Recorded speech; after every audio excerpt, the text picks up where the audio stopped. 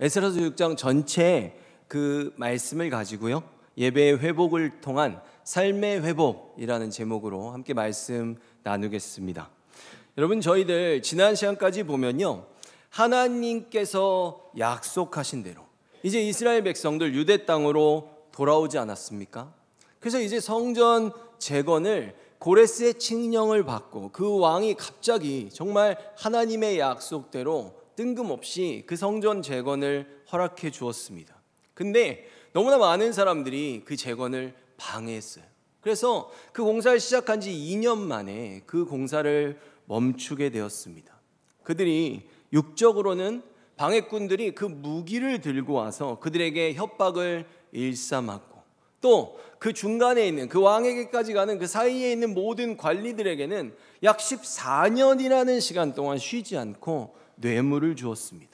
게다가 법적으로는 고레스 왕의 뒤를 이었던 그 캄비세스 2세가 공사를 멈추게 만든 것이죠.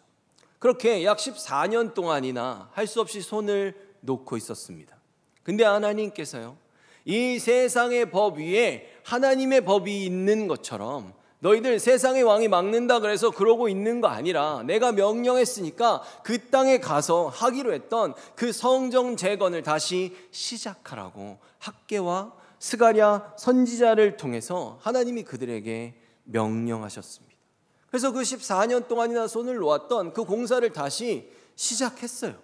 그랬더니 그 뇌물을 계속 주고 있던 방해꾼들이 자기들은 뇌물을 주고 있지 않겠습니까? 그런데 갔는데 얘네들이 다시 짓고 있는 거예요. 그래서 너희들 왜 이거 다시 짓냐고, 도대체 이거 왜 하고 있냐고 했더니 우리 이거 하나님이 지으라 그래서 이거 하려고 우리 여기 온 거고, 그리고 고레스 왕이 처음부터 이거 다 할 수 있게 조서를 내렸다라고, 법적으로 이거 합당한 일이다라고 말을 합니다.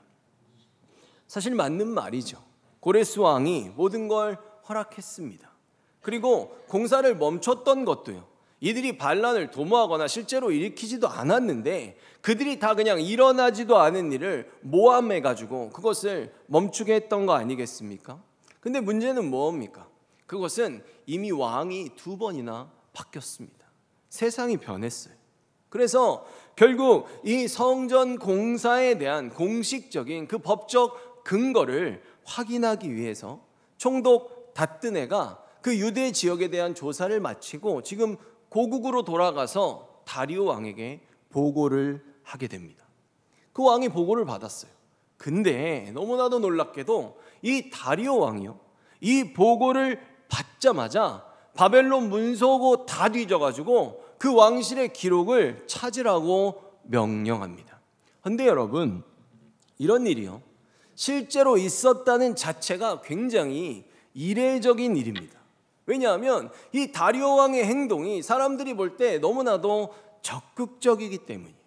왕의 명령이 기록된 그 문서고를 열어서 어떤 그 통치의 사료 아니면 그 역사적 기록을 찾아보는 일이 이 페르시아의 역사 속에서도 굉장히 드문 일이기 때문입니다.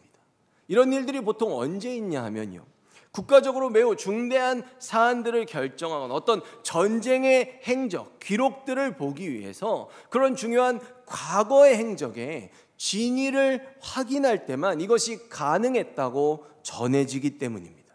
그런데 세계적인 제국이잖아요. 이스라엘 그 뭐 조그만 나라 하나 그 뭐 그렇게 중요합니까? 그 대국을 다스리는 이 페르시아에서 지금 어떤 국가의 운명을 흔들 만한 일도 아닌데, 이 팔레스틴 지역의 작은 변방 나라, 게다가 정치적 문제도 아니잖아요. 종교의 문제입니다. 근데 이것을 지금 이 대국의 왕이 직접 나서가지고 이런 심도 있는 조사를 실시하라고 조서까지 내린 이런 역사의 일들이 사람들이 볼 때 아무도 그것을 이해할 수가 없는 것입니다. 근데 이 역사 속에요, 이에 대한 아주 흥미로운 부분의 기록이 존재하고 있습니다.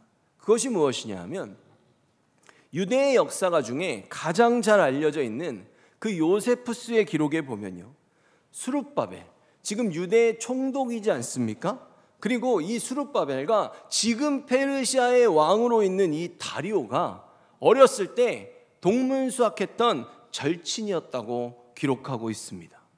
여러분, 저희들이 지난 시간에 다리오 왕에 대해서 얘기했죠. 다리오 왕은 그리 좋은 가문 출신이 아닙니다. 페르시아에서 그냥 공부 이렇게 하면서 잘 자란 그런 장군들 중에 한 명이라고 말씀드렸습니다. 근데 이 다리오가요, 바로 이 유대인 출신이었던 수룹바벨과 왕이 되기 전에 아주 두터운 친분을 가진 친구로 자랐다는 것입니다. 뭐 예를 들어 그런 거예요. 뭐 어떤 큰 시험을 준비하고 있는데 둘 다 아직 아무것도 아닙니다. 근데 거기서 공부하다가 도서실에서 휴게실에서 둘이 차 한잔 먹으면서 그런 얘기를 하는 거죠. 이렇게 묻는 거예요. 다리오가 수룹바벨한테, 야, 너는 꿈이 뭐냐? 나는 지금은 여기 나라도 없이 이렇게 식민지처럼 노예로 살고 있지만 난 언젠가 우리나라로 돌아가서 성전을 짓고 하나님 나라를 나는 꼭 다시 세우고 싶어. 이렇게 말하는 겁니다. 수룹바벨이 또 물어요, 다리오에게. 그럼 너는 꿈이 뭐야? 나는 지금은 이러고 있지만 언젠가 꼭 이 나라에 지금 저 훌륭한 고레스 왕 같은 그런 성군 왕이 돼서 정말 이곳을 큰 나라로 잘 다스리고 싶어. 그런 위대한 통치자가 되고 싶어. 이런 꿈을 나누는 것이죠. 그러다가 둘이 어떻게 합니까? 정말 멋진 꿈이다. 너 꼭 이루어졌으면 좋겠어. 그래, 그게 우리가 이루어질 수 있도록 서로 돕자. 이런 약속을 둘이 했다는 기록이 있는 것이죠. 전 그런 생각을 해봤어요. 저도 같이 공부하는 학생인데 저는 걔네를 잘 모르는데 이렇게 옆에서 보는 거죠. 걔네 둘이 그런 대화를 하는 걸. 그럼 제가 보면서 그럴 것 같아요. 뭐라니? 쟤네들 왜 저러니? 지금 아무것도 아닌데 둘이서 거기서 한 명은 무슨 내가 나라의 왕이 된다고 이러고 한 명은 내가 가서 무너진 나라를 다시 세우겠다고 뭐 이런 말을 하는 것들이 제가 봤을 때 얼마나 비현실적으로 느껴지겠습니까? 그런데 진짜로 이 아무것도 아니었던 이 두 청년들의 약속이, 그들의 꿈이 이루어진 것입니다. 여러분, 수룹바벨이요, 지금 유다의 그 귀환하는 그 공동체의 총독이 되는 거 수룹바벨이 지원해서 가는 거 아닙니다. 그거는 나라의 왕이 지목해야 갈 수 있는 거예요. 그 총독으로 수룹바벨을 세웠죠. 근데 수룹바벨이 어떻습니까? 지금 그곳에 가서 나라를 세워야 되는데 수룹바벨은 또 게다가 유다 지파 출신이에요. 그 정통성을 그대로 갖고 있는 그 사람을 하나님이 정말로 뽑아서 세우셨다는 것이죠.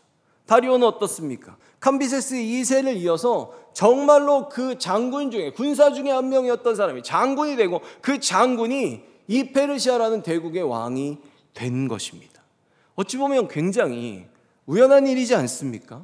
그래서 이 다른 역사가들이 페르시아의 이 대국의 왕이 이토록 그 작은 변방에 종교 문제 하나 때문에 이렇게까지 움직였다는 게 이상한 것이죠. 근데요, 실제로 고레스의 조서도 남아있고 이 다리오 왕의 조서도 지금까지도 다 남아 있습니다.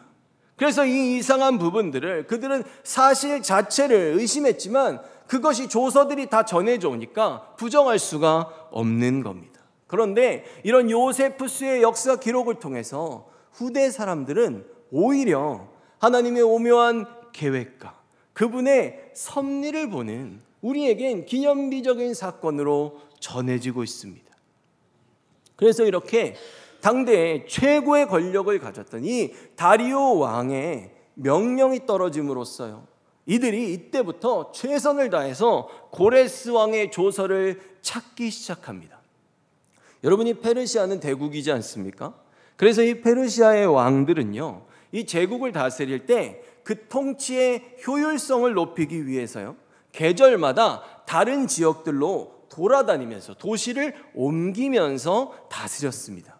그래서 그 기록을 지금 느헤미야서도 보면 나오는데 1장 1절에 다음은 하가랴의 아들 느헤미야의 말입니다. 나 느헤미야가 아닥사스다 왕 20년 기슬루월에 페르시아의 수도인 수산에 있을 때의 일입니다. 아멘. 여러분, 기슬루월은요, 저희의 한 12월에서 1월 정도에 해당합니다. 그러니까 이때는 겨울이고 우기예요. 춥잖아요. 그래서 추우니까 이때는 수산궁은, 지금 이 수산은 수도거든요. 이곳에 아주 건물이 제일 잘 지어져 있는 이 수산궁에서는 바로 이 겨울에 통치를 했던 것입니다.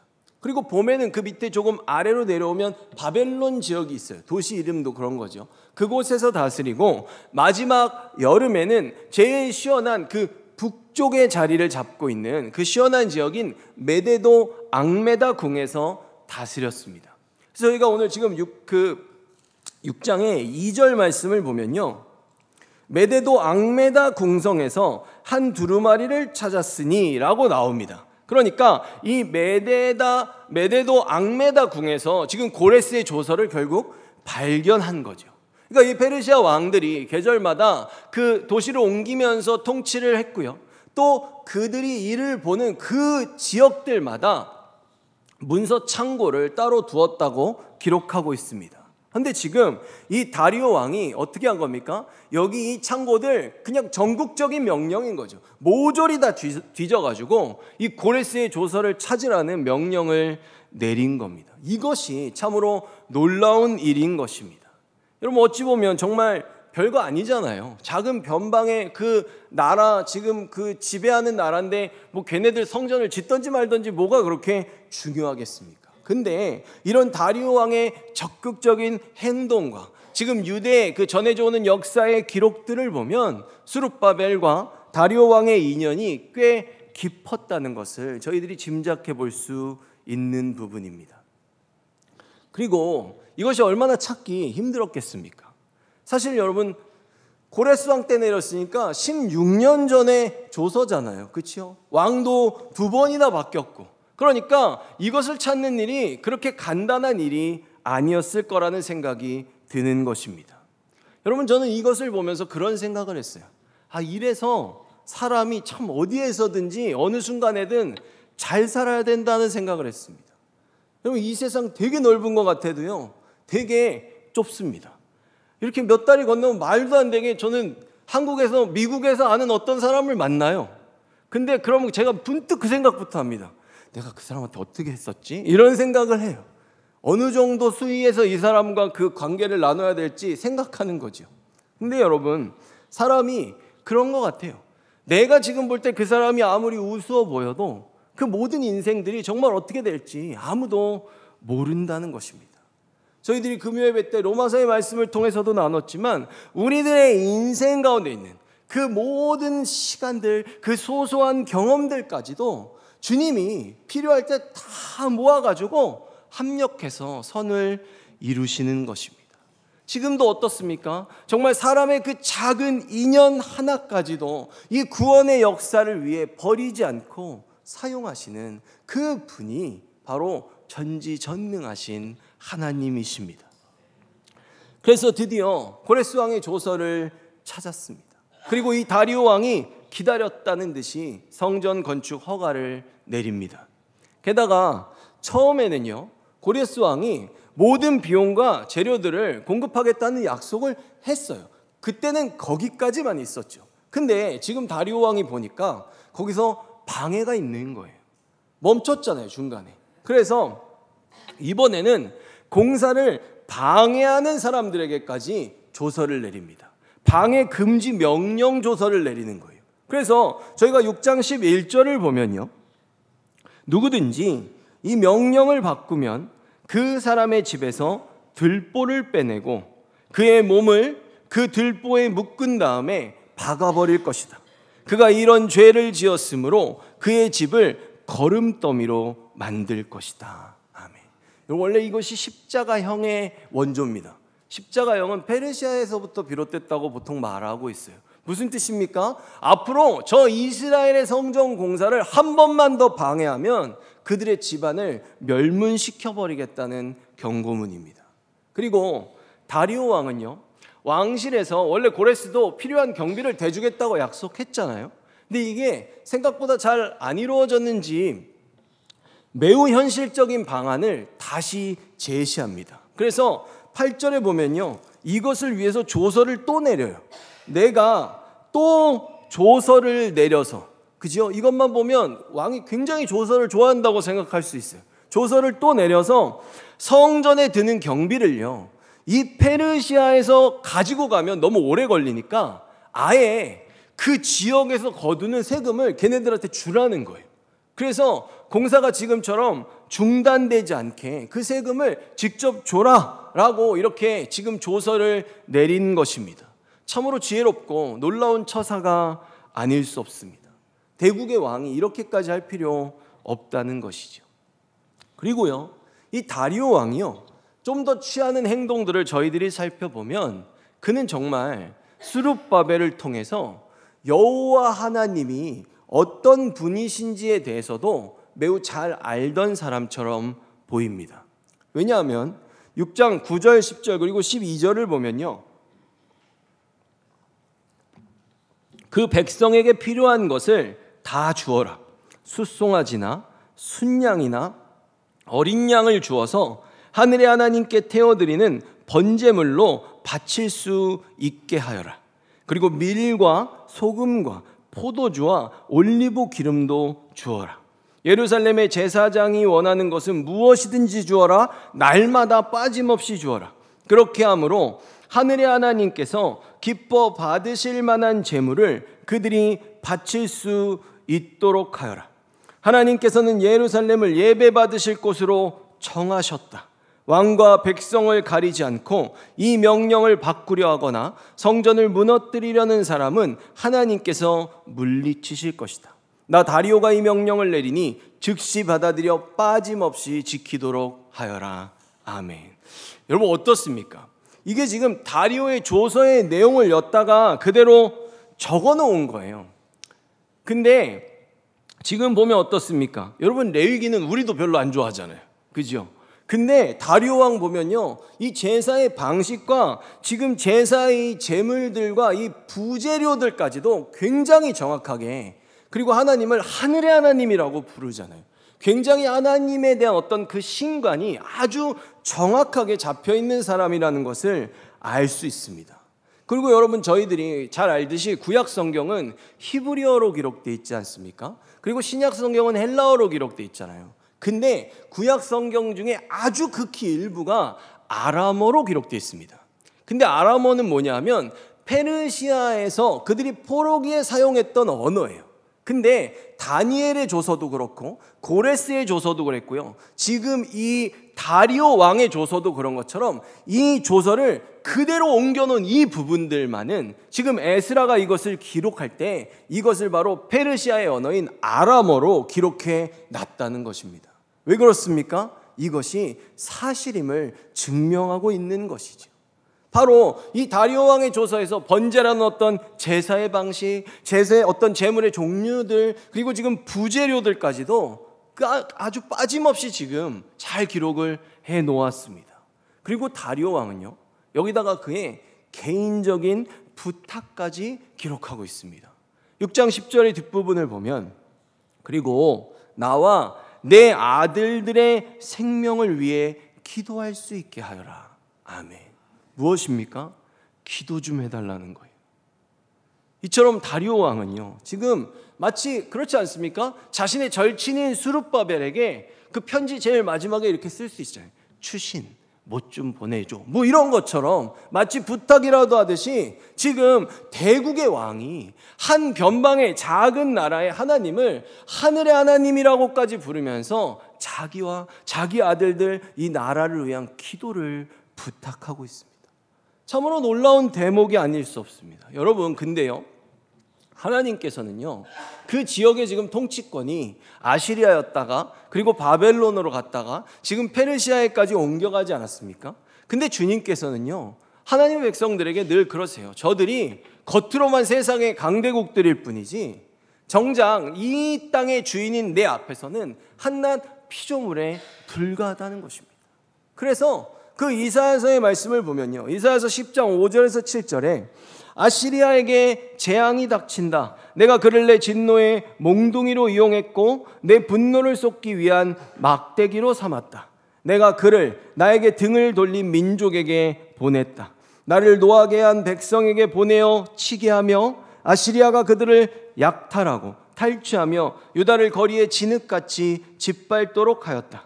그러나 아시리아 왕은 내가 그를 도구로 삼아 이용하고 있다는 것을 알지 못하고 그런 생각을 전혀 하지 못한다. 그는 다만 마음속으로 세계를 정복할 계획의 일부로서 내 백성을 공격할 생각을 하고 있다. 아멘. 그리고 잠언에서도요, 이 말씀을 하고 있습니다. 잠언 21장 1절을 보면요, 왕의 마음이, 그러니까 이 세상의 모든 왕들의 마음을 얘기하는 거죠. 여호와의 손 안에 있다. 그분은 자기 원하시는 대로 물길처럼 그 마음을 바꾸신다. 아멘. 여러분 어떻습니까? 이 세상의 모든 권세는 그들이 알든지 모르든지 상관없이 하나님으로부터 비롯됩니다. 그래서 그들이 하나님을 모른다고 할지라도요, 아니 그들이 아무리 제멋대로 하라고 할지라도 그 결과가 달라지지도 않습니다. 그것을 하나님이 세우시고요, 하나님이 정하시기 때문입니다. 지금 그들의 마음을 물길처럼 마음대로 하신다고 말하잖아요. 그러므로 지금 이런 측면에서 생각해 볼 때요, 다리오 왕이 하나님께 보이는 태도는 굉장히 지혜로운 태도임을 알 수 있습니다. 근데 여러분, 하나님께서요, 지금 이렇게 다리오 왕이 부탁을 하지만 이스라엘 백성들이 처음 바벨론에 끌려갈 때부터, 그 전부터 하나님도 사실 이 말씀을 이스라엘에게 하셨습니다. 사실 어찌 보면 좀 우스운 일이에요. 그렇죠? 내가 끌려가는 입장에서 가면서 걔네들을 위해서 기도 좀 해주라고 하는 게 사실 되게 웃긴 얘기인데, 하나님은 그 말씀을 하셨다는 겁니다. 그래서 예레미야 29장 7절을 보면요, 너희는 내가 사로잡혀 가게 한, 그러니까 끌려가는 거잖아요. 그렇죠? 그 성읍의 평안을 구하고 그를 위하여 여호와께 기도하라. 이는 그 성읍이 평안함으로 너희도 평안할 것임이라. 아멘. 이처럼 주님께서 지금 이스라엘이 나라도 없어지고 성전도 다 부서지는데 이 바벨론으로 끌려가는 이 입장에서 지금 예레미야 선지자를 통해서요, 그들을 위해, 그 나라의 왕을 위해 너희가 기도해 주라는 것입니다. 바로 이 부분들이 저희들이 금요 기도회 때도 하는 것처럼 나라와 민족을 위해 우리가 기도를 해야 하는 것입니다. 바울도 말하잖아요. 임금들, 높은 지위에 있는 그 모든 사람들을 위해 기도해야 한다고 명령했습니다. 그러므로 우리 성도들이요, 이 땅의 권세자, 하나님이 세우는 거잖아요. 그들이 때로는 그 주제를 모르고 하나님의 법을 막으려 들 때가 있습니다. 그런 일들이 이 땅 가운데 일어나서 복음을 막아서지 않도록, 정말 인간의 그 욕심이 하나님의 그 법을 거스르지 않도록 우리는 기도해야 될 책임과 의무를 가지고 있습니다. 이처럼 다리오 왕의 전폭적인 지지에 힘입어서 지금 착공한 지 20년 만에 성전이 드디어 완공됩니다. 선지자 예레미야의 예언이 있었고요, 정말 한치의 오차도 없이 말도 안 되게 정확하게 약속하신 대로 70년 만에 지금 하나님의 성전이 다시 세워졌습니다. 그래서 예레미야서 50장 4절에서 5절을 보면, 그날 그때에 이스라엘과 유다 백성이 함께 돌아올 것이다. 나 여호와의 말이다. 그들이 울며 와서 하나님 여호와를 찾을 것이다. 그들이 시온으로 가는 길을 물으며 그곳으로 향할 것이다. 그들이 영원토록 잊지 않을 언약을 가지고 나 여호와와 연합할 것이다. 아멘. 여러분, 지금의 본문을 보면요, 하나님이 이스라엘과 관계를 다시 맺는다는 얘기를 하고 계세요. 근데 그것을 어떻게 말씀하고 계십니까? 우리들이 연합할 건데 바로 언약을 근거로 연합할 거야 라고 지금 말씀하십니다. 하나님이 우리 왕이 되고, 하나님이 우리가 그분의 백성이 되고 하나님의 나라를 세워가는 이 모든 일, 이것이 우리가 주님의 말씀에 순종하면서 살아가는 그 나라의 이 모든 것들이 바로 하나님과 우리 사이에 주어진 그 언약, 그 언약의 말씀이 육신을 입고 오신 예수 그리스도를 근거로 이 모든 것들이 이루어진다는 것입니다. 여러분, 예루살렘은 이스라엘은 이것을 착각했어요. 그들은 어떤 민족적인 혈통, 육신의 어떤 그런 종족들, 이런 걸로만 그것이 유지될 수 있다고 생각하거나, 아니면 겉으로만 번드르르한 그 건물, 성전 건물 하나만 있으면, 아니면 황금으로 만든 번쩍번쩍거리는 그 언약궤만 있으면 이것들이 그냥 유지될 거라고 착각했던 것입니다. 근데 여러분, 지금 주님이 말씀하시는 것처럼 우리가, 아니 지금 우리들도 바로 지금 말씀이 육신을 입고 오신 언약의 성취자이자 중보자이신 그 예수님을 믿는 믿음, 그 예수 그리스도를 통해서만 우리는 하나님의 백성으로 설 수 있고 주님의 백성으로 살아갈 수 있습니다. 이것을 우리가 잊으면 안 된다는 것이죠. 지금 이스라엘 성전 봉헌식을 드리고 있습니다. 이때 첫 번째로 뭐랍니까? 이스라엘 백성들 전체를 위해서 속죄제를 드렸다고 말하고 있습니다. 그러면서도 모세의 책에 기록된 대로 했다고 그것을 굳이 넣고 있잖아요. 우리는 주님의 말씀으로 서야 하는 것입니다. 그대로 살아야 돼요. 그것이 우리가 순종할 때 하나님의 백성의 정체성으로 유지될 수가 있는 것입니다. 그리고 이스라엘은 유월절과 무교절을 지킵니다. 6장 20절에서 22절의 말씀을 보면요, 제사장들과 레위 사람들이 일제히 몸을 정결하게 하여 다 정결함에 사로잡혔던 자들의 모든 자손과 자기 형제 제사장들과 자기를 위하여 유월절 양을 잡으니 사로잡혔다가 돌아온 이스라엘 자손과 자기 땅에 사는 이방 사람의 더러운 것으로부터 스스로를 구별한 모든 이스라엘 사람들에게 속하여 이스라엘의 하나님 여호와를 찾는 자들이 다 먹고 즐거움으로 이레 동안 무교절을 지켰으니 이는 여호와께서 그들을 즐겁게 하시고 또 아수르 왕의 마음을 그들에게로 돌려 이스라엘의 하나님이신 하나님의 성전 건축하는 손을 힘있게 하도록 하셨음이었더라. 아멘. 여러분, 지금의 이 말씀에서요, 지속적으로 강조되는 부분이 있습니다. 뭐냐면 정결하게 하여, 정결함에, 더러운 것으로부터 스스로를 구별하여, 계속 이것들을 강조해서 지금 이 말씀을 이어가고 있습니다. 왜 그렇습니까? 이스라엘의 그 궁극적인 회복이라는 것은 어떤 성전 건물을 다시 지어서 회복되는 것이 아니라 바로 그들이 하나님과 우리 사이에 그 언약을 근거로 바로 모든 죄로부터 정결케 됨으로써 그들이 얻는 회복이기 때문입니다.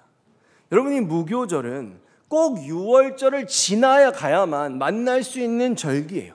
그러니까 다시 말해서 우리가 유월절 어린 양이신 그 예수님의 보혈로 깨끗함을 받아야만이, 이 누룩이 없는, 죄가 없다는 뜻이지 않습니까? 이 7일로 대표되는 것은 하나님이 우리에게 허락하신 그 인생 전체의 시간과 대비되는 그 시간입니다. 우리가 바로 예수 그리스도 유월절 어린 양을 만나야만이 하나님이 허락하신 거룩한 백성의 그 인생으로 나아갈 수 있다는 것입니다. 하나님이 거룩하시듯 우리가 거룩해지기 위해선 기필코 예수님을 먼저 만나야 한다는 것이죠. 여러분, 거룩하다는 건 성경에서 죄가 없다는 뜻입니다. 근데요, 이 거룩이라는 단어를 어원으로만 따져보면요, 다름이에요. 그냥 다르다는 거예요. 너는 얘랑 달라, 그렇게 말하는 거죠. 그럼 여러분, 우리가 과연 세상 사람들하고 뭐가 다릅니까? 똑같은 세상에서 똑같이 살고 있지 않습니까? 겉모습도 비슷하고 우리 다른 거 맨날 먹습니까? 똑같이 먹고 똑같이 입고 별반 다를 거 없습니다. 근데 우리는 한 가지가 다릅니다. 뭐가 다릅니까? 바로 우리의 죄를 없애주신 그 예수 그리스도를 믿는 믿음. 그래서 주님의 영이신 성령이 우리와 함께 하신다는 것, 그것이 이 동일한 세상에서 똑같은 시간을 살고 똑같은 행동에 똑같이 잠을 자고 살아도 우리가 그들과 구별될 수 있는, 다를 수 있는, 하나님이 우리를 거룩한 백성이라 불러주실 수 있는 유일한 근거라는 것입니다.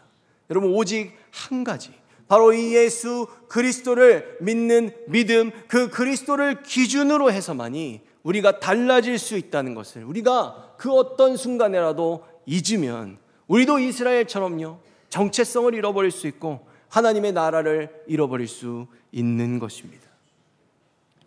지금 성전이 완공된 후에, 그리고 성전을 제일 처음 터를 잡을 때도 그랬고, 이들이 제일 처음 돌아와서 모였을 때도 그랬고, 이스라엘은 언제나 무엇을 제일 먼저 합니까? 제사를 드립니다. 그들은 그 제사를 통해서요, 그들과 하나님의 사이를 막고 있던, 그들이 하나님을 오해하게 하고요, 하나님의 역사를 잘못 받아들였던 그 지긋지긋한 모든 죄를 깨끗이 씻어내기를 그들은 쉬지 않았습니다. 그런 후에 바로 이 죄가 없는 자들의 인생을 상징하는 그 무교절을 지킨 것이죠. 근데 여러분이 무교절을 지킬 때도요, 지금 성경을 보면 어떻게 말합니까? 22절에 즐거움으로 지켰대요. 이래 동안 무교절을 지켰으니 이는 여호와께서 그들을 즐겁게 하시고, 하나님이 즐겁게 하셨다는 거예요. 이 즐거움을 자기들이 가진 것이 아니죠. 또 아수르의 왕의 마음을, 지금 아수르 지역에, 아수르에서 그죠, 바벨론에서 페르시아로 왕들이 계속 바뀌었지만 그들의 마음을 돌려 이스라엘의 하나님이신 하나님의 성전 건축하는 손을 힘있게 하도록 하셨음이었더라. 아멘. 이처럼 이스라엘에게 지금 즐거움을 주신 분도 하나님이십니다. 그리고 지금 이 6장의 마무리를 지으며 이제 7장에 가면 에스라가 온다 그랬죠. 2차 포로기환으로 넘어가게 됩니다. 지금 이 1차 포로기환과 성전 왕국, 그 왕궁을 지금 마무리 지으면서 마지막에 또 얘기하잖아요. 고레스 왕이든 다리오 왕이든 그 모든 왕들의 마음을 감동케 하신 분은 주님이시라고 다시 한번 천명하고 있습니다. 여러분, 한마디로 뭡니까? 결국 주님께서 다 하셨습니다. 이것을 잊으면 저희도 이스라엘로서의 그 정체성을 잃어버릴 수 있는 것입니다. 저희들이 이 교훈을 항상 마음에 새겨야 됩니다. 그래서 언제나 우리가 하나님과 관계를 갖고 하나님의 백성으로 살아가는 것도 바로 하나님과 우리 사이의 그 언약의 중심에 서 계신, 언약의 중보자로 서 계신 그 예수 그리스도에게 집중돼야 되는 것이고, 우리가 주님의 백성으로 살아가는 것도 바로 우리가 지금 드리고 있는 이런 공적 예배와 이 예배를 그대로 말씀을 실천하는 삶으로 확장시키는 우리의 삶의 예배, 그 모든 것도 결국 이 예배, 그 중심의 예수 그리스도를 통해서 우리가 회복된 삶을 지켜낼 때만이 주님께서 우리에게 주신 이 기쁨과 즐거움이 영원히 유지될 수 있는 것입니다. 항상 주님 주신 이 기쁨이 넘쳐나는 삶을 살아가는, 놓치지 않는 저희들이 되기를 예수 그리스도의 이름으로 축원합니다.